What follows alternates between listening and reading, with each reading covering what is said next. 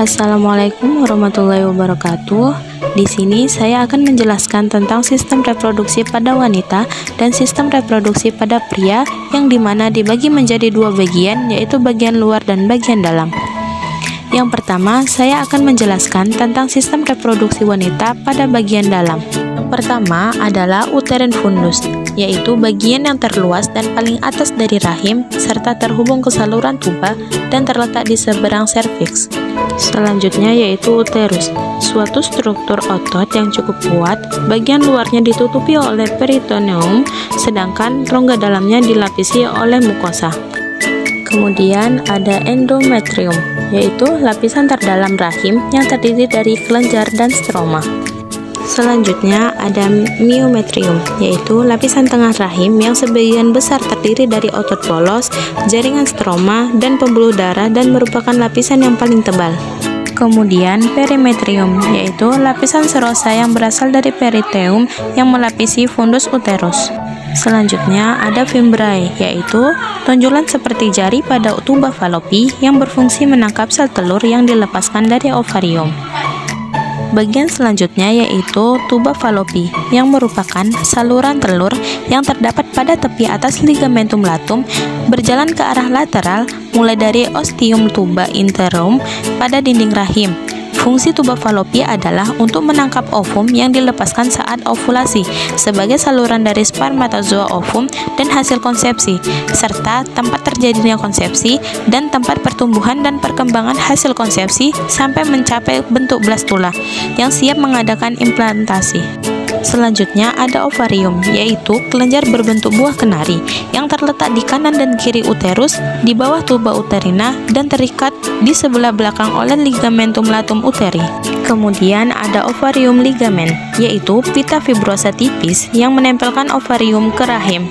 Selanjutnya cervical canal, yaitu saluran berbentuk gelondong dan pipi yang menghubungkan vagina dengan rahim. Selanjutnya dilanjut dengan cervix, yang dimana terletak di puncak vagina. Cervix biasanya merupakan penghalang yang baik bagi bakteri, kecuali selama masa menstruasi dan selama masa ovulasi. Yang terakhir adalah vagina, yaitu saluran musco-membraneus yang menghubungkan uterus dengan vulva. Selanjutnya yaitu sistem reproduksi wanita pada bagian luar. Sistem reproduksi wanita pada bagian luar dimulai dari mons pubis, yaitu bagian yang menonjol berisi jaringan lemak dan sedikit jaringan ikat yang terletak di atas simfisis pubis. Kemudian ada klitoris, yaitu sebuah jaringan erektil kecil yang serupa dengan penis laki-laki yang mengandung banyak urat-urat syaraf sensoris dan pembuluh darah sehingga sangat peka. Kemudian dilanjut dengan uretal opening, yaitu bagian dari saluran kemih yang berfungsi mengeluarkan urin dari kandung kemih keluar tubuh. Seperti penjelasan pada sistem reproduksi wanita pada bagian dalam, vagina merupakan saluran berbentuk seperti tabung berotot yang menghubungkan antara leher rahim dengan bagian luar tubuh. Kemudian ada labia majora, yaitu kelanjutan dari mons veneris yang berbentuk lonjong dan menonjol, berasal dari mons veneris dan berjalan ke bawah dan ke belakang.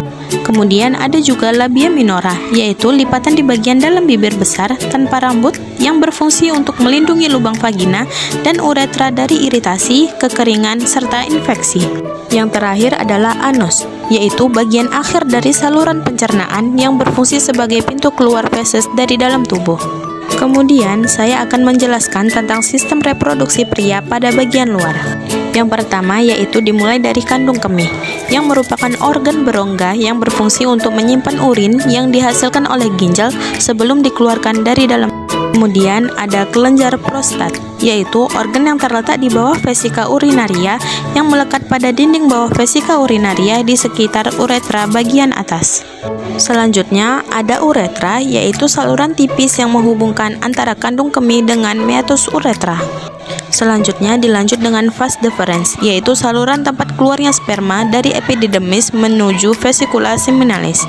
Kemudian ada testis, yang terletak menggantung pada urat-urat spermatik di dalam skrotum, sepasang kelenjar yang berbentuk oval.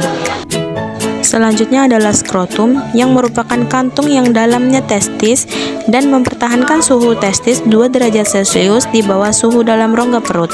Kemudian ada kepala penis, yaitu bagian ujung penis yang berbentuk kerucut dan merupakan salah satu bagian sensitif dari alat kelamin pria. Yang terakhir adalah lubang penis, yaitu muara dari saluran kemih yang terletak di ujung penis. Selanjutnya yang terakhir yaitu sistem reproduksi pria pada bagian dalam. Sistem reproduksi pria pada bagian dalam dimulai dari ureter, yaitu sepasang tabung berotot yang menghubungkan antara ginjal dan kandung kemih yang berfungsi untuk mengalirkan urin dari ginjal ke kandung kemih. Kemudian yaitu kandung kemih, yang merupakan organ berongga yang berfungsi untuk menyimpan urin yang dihasilkan oleh ginjal sebelum dikeluarkan dari dalam tubuh. Kemudian ada vesicula seminalis, yaitu kelenjar yang berupa kantong seperti huruf S berbelok-belok yang dibatasi oleh epitel yang menyekresikan zat mukoid yang mengandung fruktosa dan prostaglandin. Selanjutnya ada vas deferens, yaitu saluran tempat keluarnya sperma dari epididymis menuju vesicula seminalis. Kemudian ada ampula vas deferens, yaitu bagian dari vas deferens yang melebar dan berfungsi sebagai tempat penyimpanan sperma. Kemudian ada epididymis, yaitu tempat penyimpanan sementara sperma sampai sperma menjadi matang dan bergerak menuju vas deferens. Kemudian ada testis, yaitu terletak menggantung pada urat-urat spermatik di dalam skrotum yang merupakan sepasang kelenjar berbentuk oval. Selanjutnya ada kelenjar prostat, yaitu organ yang terletak di bawah vesika urinaria yang melekat pada dinding bawah vesika urinaria di sekitar uretra bagian atas. Kemudian kelenjar chopper, yaitu sepasang kelenjar kecil di sepanjang uretra di bawah prostat yang berfungsi untuk menetralisir suasana asam dalam saluran uretra.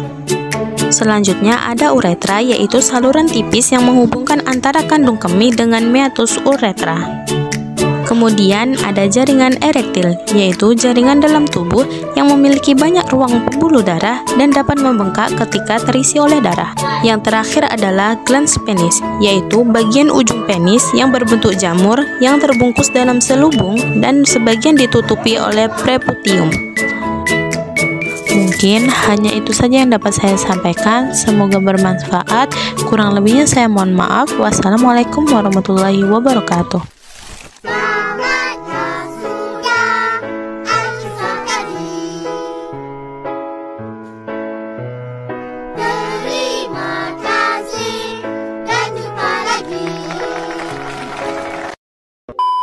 Thank you, everyone! Thank you, Elmore! Go!